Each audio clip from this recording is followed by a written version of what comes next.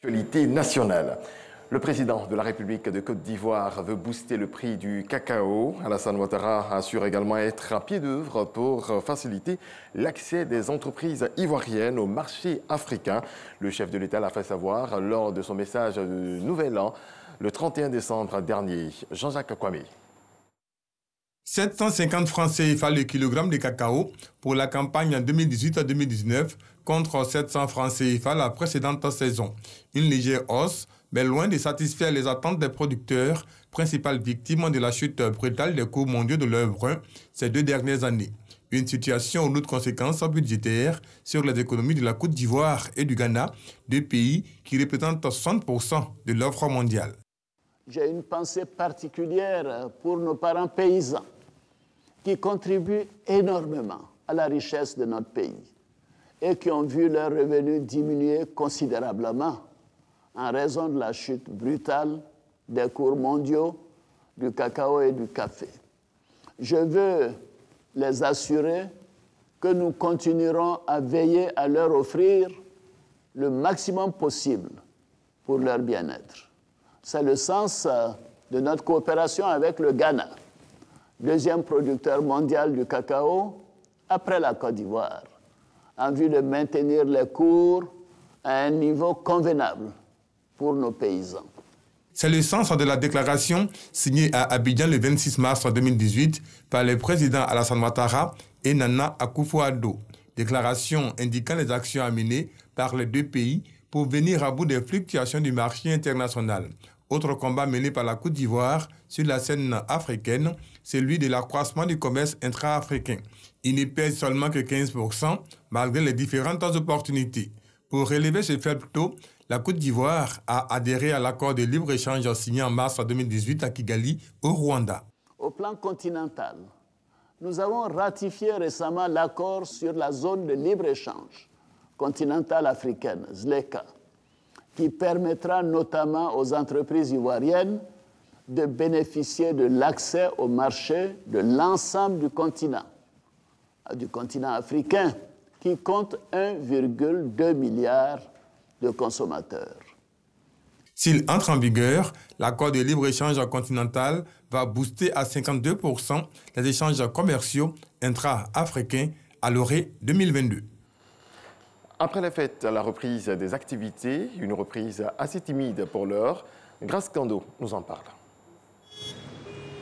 Mercredi 2 janvier, nous sommes au lendemain de la fête du Nouvel An. Commune du Plateau, il est un peu plus de 8 heures. Salle d'accueil de l'IPS Ségraeux, Komandio dit être venu exprimer une préoccupation. Je suis venu pour une réclamation. Il y a ma belle-mère qui perçoit la pension de son mari défunt. Il a 2 pensions. Il y a une pension civile et une pension militaire. Bon, la pension civile est passée pour le mois de novembre et puis décembre. Mais la pension militaire n'est pas passée. On m'a bien accueilli ici pour ce problème-là. Il est en train de faire des recherches à l'écran. Tout comme Komandio, Bruno est lui aussi dans cette agence. Je réside à Grand Laou. C'est un ami qui m'a appelé pour me dire qu'actuellement, il y a l'enrôlement au niveau de la Ségraïe. Je suis venu, la jeune fille m'a demandé, je lui ai remis. Il dit en moins de 15 minutes, j'étais satisfait. Et je retourne comme ça. Donc vraiment, tout s'est bien passé. Au niveau de la reprise, c'est les activités courantes déjà.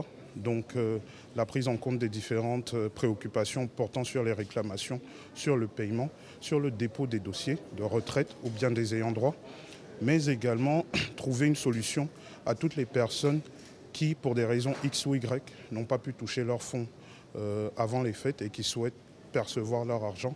Décor similaire ici à la Direction générale du Trésor. Les agents sont en place et vaquent à leurs activités.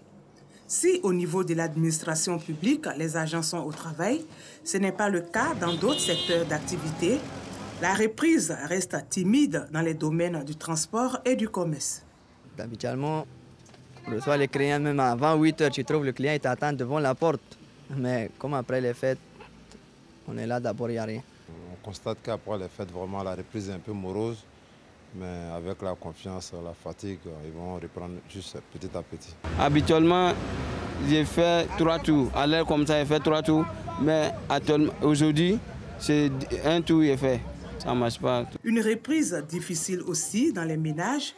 Chez la famille Mambo, la servante a brillé par son absence ce 2e jour de l'an. Je suis obligée d'appeler mon employeur pour lui dire que vraiment j'étais serrée.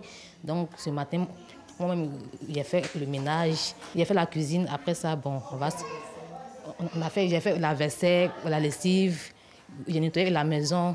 Ils sont les tâches de la ménagère, mais comme elle n'est pas là, moi, je suis obligée de le faire pour faire plaisir à la famille, pour que tout le monde soit content.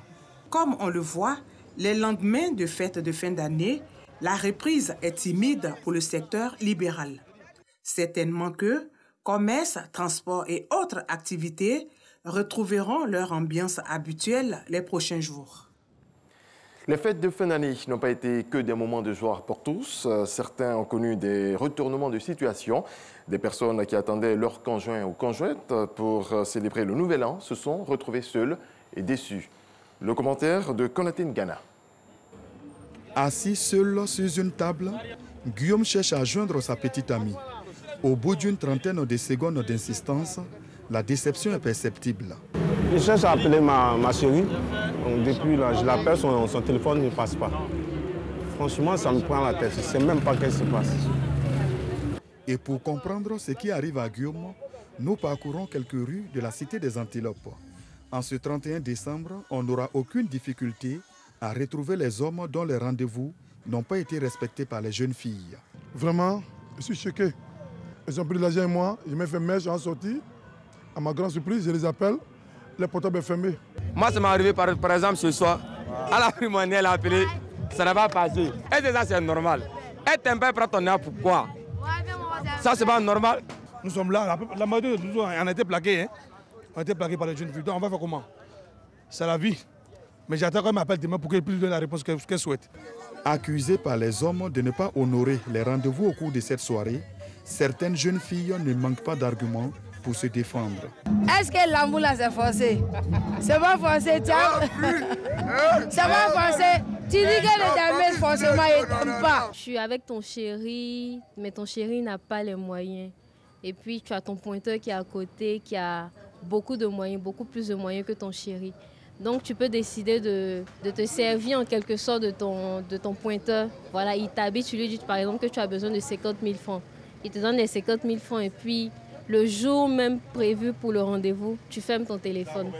Contrairement à Enza Fofana et à Guillaume qui se sont fait doubler par leur petite amie, d'autres ont su préparer cette soirée du 31 décembre et en ont profité au maximum en compagnie de leur petite amie.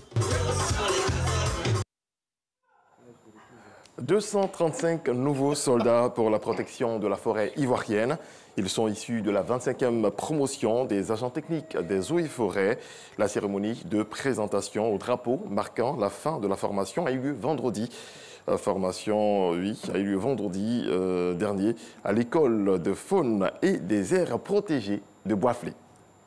Voilà, c'est la fin de ce point d'information. Merci à toutes et à tous de votre attention. On se retrouve tout à l'heure à 6h30.